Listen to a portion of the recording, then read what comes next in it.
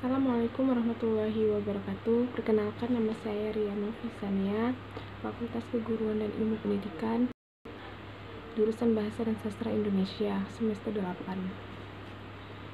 Saya akan ceritakan dongeng saya yang berjudul Gunung Emas dan Bunga Kehidupan untuk memenuhi mata kuliah Sanggar Bahasa dan Sastra Indonesia. Dikisahkan di sebuah hutan yang rimba, terdapat pulau biru yang dijaga oleh beberapa binatang buas, seperti ular raksasa, kalajengking raksasa, dan juga buaya raksasa. Konon katanya, di balik hutan yang rimba di dekat pulau biru, terdapat gunung emas yang terletak di sebelah bagian timur.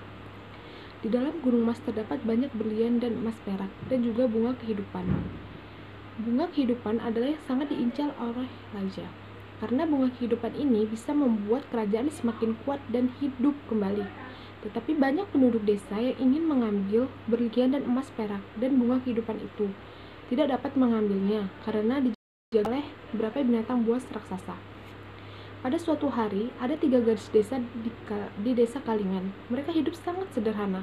Mereka bernama Putri Putih, Putri Merah, dan Putri Jingga. Tetapi si Merah dan si Jingga sangat tidak menyukai Putih, karena Putih sangat cantik jelita dibandingkan dengan kakak-kakaknya si Merah dan Jingga. Mereka tinggal bersama ibunya bernama Ibu Rindang. Pekerjaan mereka sehari-hari adalah berkebun. Mereka menanam sayur-sayuran dan buah-buahan yang ada di sebelah bagian belakang rumah mereka. Tetapi si Putri Merah dan Putri Jingga sangat pemalas. Pekerjaan mereka hanya makan, tidur, dandan, dan bergaya. Beda dengan Putri Putih. Walaupun Putri Putih anak bungsu, tetapi dia rajin membantu ibunya berkebun dan berjualan di pasar. Putri Putih sangat ramah dan baik hati dibandingkan dengan kakak-kakaknya. Pada suatu hari, ibu mereka sakit parah, butuh beberapa ramuan herbal, dan ibu mereka meminta anak perempuan mereka untuk mencari ramuan seberang. Tetapi si Putri Merah dan Putri Jingga tidak mau dan langsung menolak. Nah, ibu minta tolong kepada kalian bertiga untuk mencari ramuan herbal di seberang. Aku nggak mau, Bu, nanti aku terkena matahari, kata Putri Jingga. Benar, Bu, lagi pula untuk menuju ke sana terlalu jauh, kami tidak mau, kata Putri Merah dengan sombong. Biar aku sendiri saja, Bu, yang mencari ramuan di seberang, kata Putri Putih. Tidak usah, Nak, ibu takut kalau kau pergi sendiri, ibu takut terjadi sesuatu di jalan. Lebih baik tidak usah, Nak, kata ibu. Tak apa-apa, Bu, aku akan menjaga diri dengan baik. Allah, kamu sok-sokan berani ke sana, dasar sok kuat, kata Putri Jingga. Iya benar, kata Putri Merah.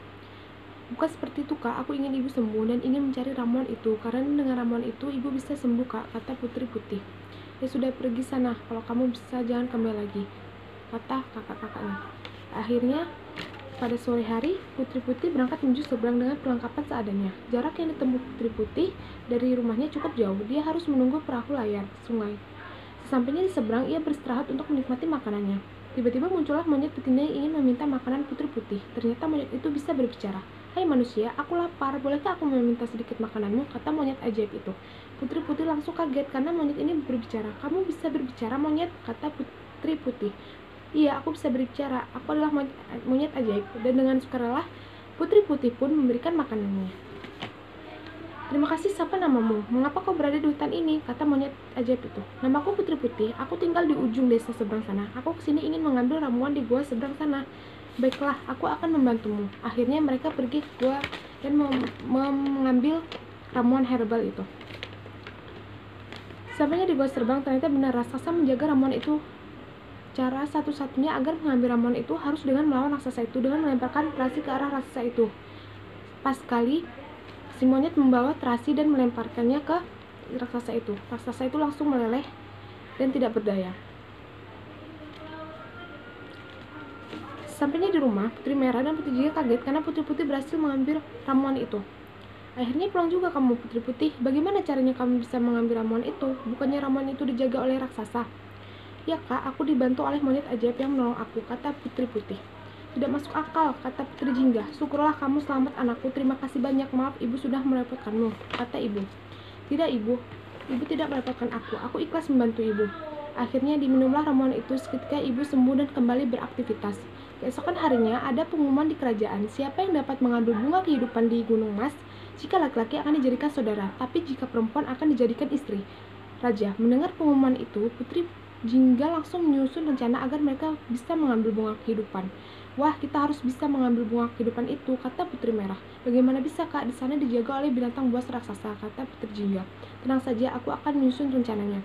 Pagi harinya, Putri Merah dan Putri Jingga mengajak Putri Putih untuk mengajaknya jalan-jalan. Inilah rencana Putri Merah agar Putri Putih dijadikan tumbal dan untuk menghuni Gunung Mas. Ternyata Putri Merah dan Putri Jingga hanya berpura-pura baik dengan Putri Putih. Ibu, aku akan mengajak Putri Putih jalan-jalan. Baiklah, hati-hati. Jangan pulang terlalu sore, kata ibu. Baik, Bu. Sampainya mereka di hutan. Kak, kenapa kita di hutan ini? Apa yang kalian lakukan? Kata Putri Putih. Kami ingin mengambil bunga kehidupan itu. Tidak, Kak, aku tidak mau, kata Putri Putih. Kamu harus menjadi tumbalnya, kata Putri Merah. Akhirnya Putri Putih berlari kencang dan menghilang dari kakak-kakaknya yang jahat itu. Mana dia? Mengapa larinya cepat sekali? Kata Putri Merah. Iya, kita harus mencarinya, kata Putri Jingga. Akhirnya mereka pulang dan bilang pada ibu jika sewaktu mereka jalan-jalan, Putri Putih tersesat dan hilang. Itulah akal busuk mereka. Ibu Putri Putih sangat sedih.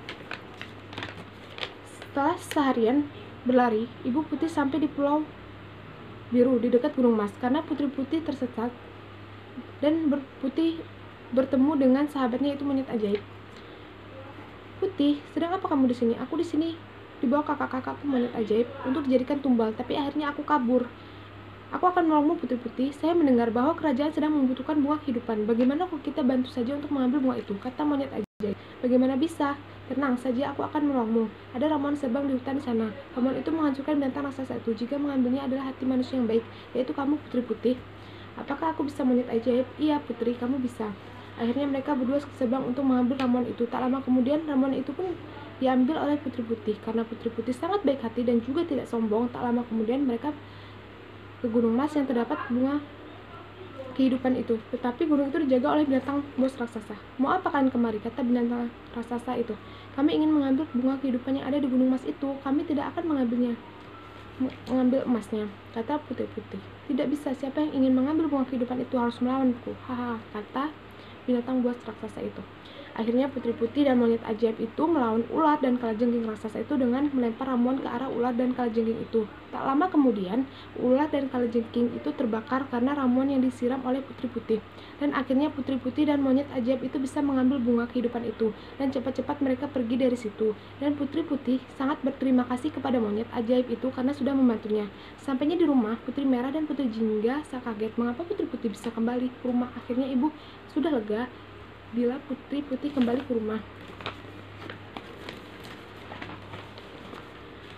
Apakah benar kamu tersesat, Putri Putih? Kata ibu. Putri Putih terpaksa berbohong karena Putri Putih tidak mau jika ibunya memarahi kakak-kakaknya. Iya, Bu, maafkan aku. Aku ditolong oleh monyet yang baik hati. Apa tidak masuk akal kamu? Kata kakak-kakaknya. Tapi mereka melihat Putri Putih membawa bunga kehidupan itu. Bagaimana bisa kamu mengambil bunga kehidupan itu, Putri Putih? Bukannya dijaga oleh binatang raksasa, kata ibu. Ceritanya panjang, Bu. Kapan-kapan aku ceritakan, kata Putri Putih. Malam itu Putri langsung beristirahat. Kakak-kakaknya punya rencana agar mereka mencuri bunga kehidupan itu. Akhirnya Putri Putih setelah mengambil ramuan itu, bunga putih itu, tangan kakak-kakaknya terasa gatal. Aduh, tanganku terasa gatal setelah mengambil bunga ini, kata Putri Merah. Putri Putih masih menyimpan ramuan itu dan menyembuhkan kakak-kakaknya. Dan kakak-kakaknya pun berterima kasih kepada Putri Putih sudah menyesal atas segala kesalahannya. Siang harinya mereka menuju kerajaan dan ingin memberikan bunga kehidupan itu kepada raja. Raja pun sangat senang, akhirnya ada yang dapat mengambil bunga kehidupan itu. Dan sangat berterima kasih kepada Putri Putih. Akhirnya kerajaan mereka jaya dan hidup kembali. Janji raja adalah menikahkan siapa yang telah mengambil bunga kehidupan itu, dan pangeran menerima Putri Putih sebagai istrinya. Karena pangeran juga jatuh hati kepada keberanian dan keikhlasan Putri Putih sudah membantu kerajaan. Tak lama kemudian mereka menikah dan Putri Putih juga keluarganya hidup bahagia di istana. Dan Putri Putih dikaruniakan anak laki-laki yang diberikan nama Penjaga Gunung Mas. Terima kasih. Assalamualaikum warahmatullahi wabarakatuh.